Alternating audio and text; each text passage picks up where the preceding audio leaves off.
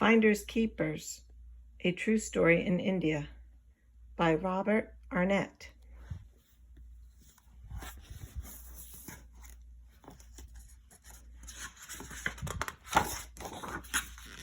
This book is dedicated to the silent voice within each of us that prompts us to do what is right.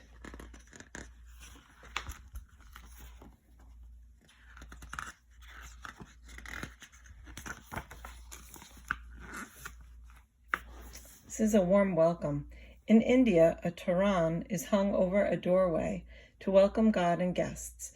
Torans made of fresh flowers and leaves can be seen all across the country.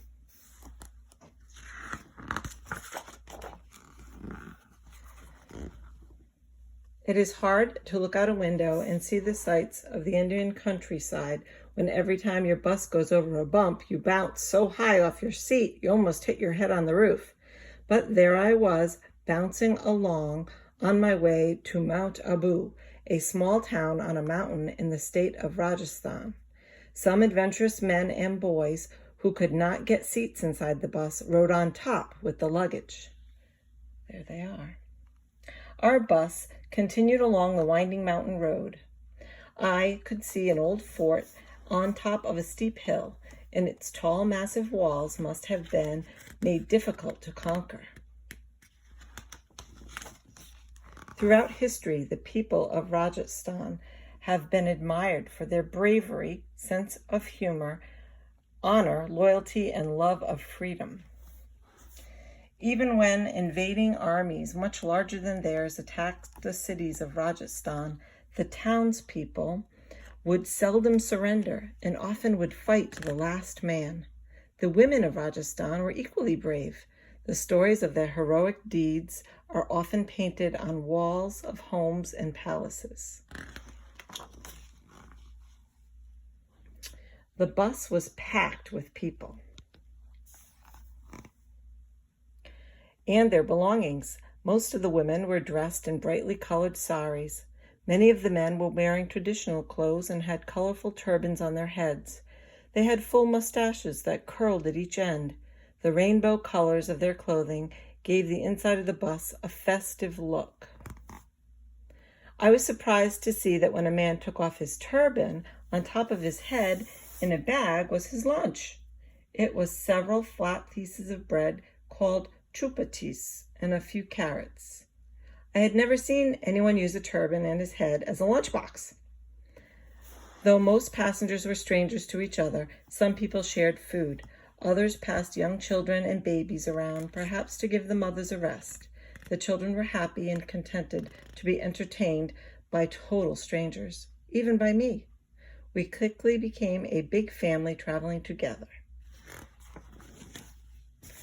How beautiful to look upon everyone you meet as part of your family and being as dear to you as a brother, a sister, or a parent.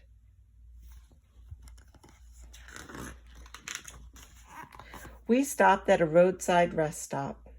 As we got off the bus, I saw several people pointing up at a tree. Many large bats were hanging upside down from the tree limbs, roosting during the day. The harmless fruit bats, called flying foxes, looked like special effects from a vampire movie. At a nearby food stall, a man was boiling milk mixed with sugar in a large cauldron over an open fire. I bought a glass of hot milk that he topped with some cream skimmed from the surface of the steaming liquid. To cool it for me, a boy skillfully poured it from one glass to another. The delicious drink tasted like a milkshake. The snacks that were piled high looked appealing, and I bought some to munch on for the rest of the trip. The next morning in Mount Abu, I took a bus tour. We went to some of the most famous temples of the Jain region that are known for their intricate marble carvings. On the way, I saw some Jain nuns and monks walking down the mountain road. In one hand, they were carrying their food in white cotton cloth. With the other hand, they were sweeping the ground ahead of them so they would not hurt any insects or even seeds by accidentally stepping on them. Their mouths were covered with small cloth to avoid swallowing even the most tiniest insects floating in the air. Because Jains believe that everything has a soul, They are very gentle people and respect and protect all forms of life. We also visited a Hindu temple that had a statue of Shiva in a symbolic dancing pose. Though Hinduism believes in only one God, it gives names and forms to gods, many functions and qualities to help us better understand his mysterious power and intelligence. To Hindus, Shiva represents God's power that brings all things into creation and takes everything back to its origin, where it stays in the world is completed. The last stop of the tour was the temple, built on the highest peak in Rajasthan. It offered a terrific view of the surrounding countryside. While going up the path that led to the temple, I stopped to buy some postcards. As I walked away, I felt someone was tapping my elbow. A young boy with dark hair was standing behind me. To my surprise, in his outstretched hand was my wallet. I must have dropped it when I bought the postcards. I offered the boy a reward for returning my wallet, but he would not accept it. I even tried to put some money into his hands, but he put them behind his back.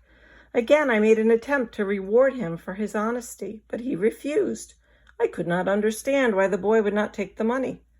A man passing by stopped to watch us. I asked him if he could speak English and he could help me. This boy found my wallet and returned it to me. Please explain to him I want to reward him for his honesty. The man began talking to me and the boy in his own language. After a few minutes, the boy did most of the talking. I was beginning to wonder if either of them understood me. Then the man turned to me and said, "This boy does not understand why you should give him money for returning to you what is yours. The idea of accepting a reward for doing the right thing makes no sense to him. Finders keepers? No way."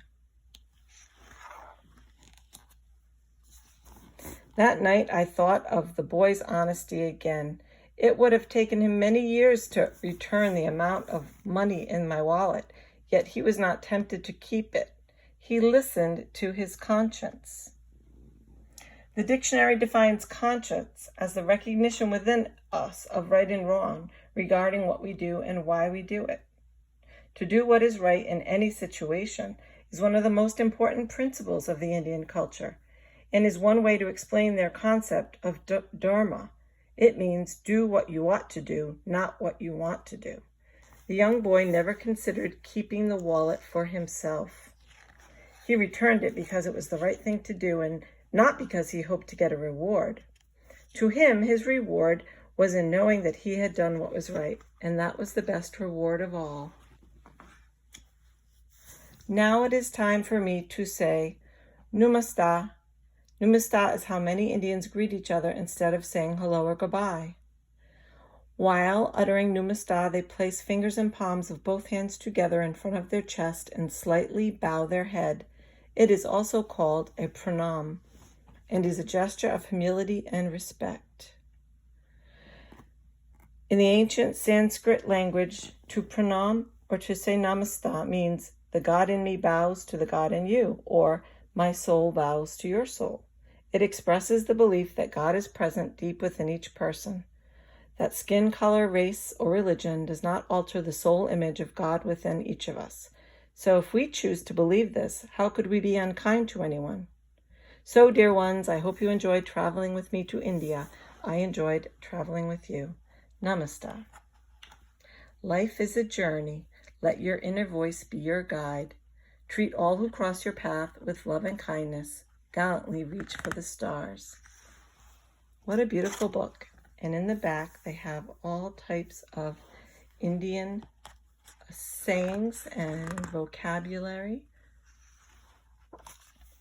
And food for thought, which is things that you may not know about India. And did you know that India is one of the oldest civilizations in the world? Has the second largest number of people in the world. Wow. And it has 22 official languages. Wow. All kinds of stuff. And it shows you how to make a paper Turan. And it gives the author and the illustrator. Beautiful. Well, thank you for reading with me.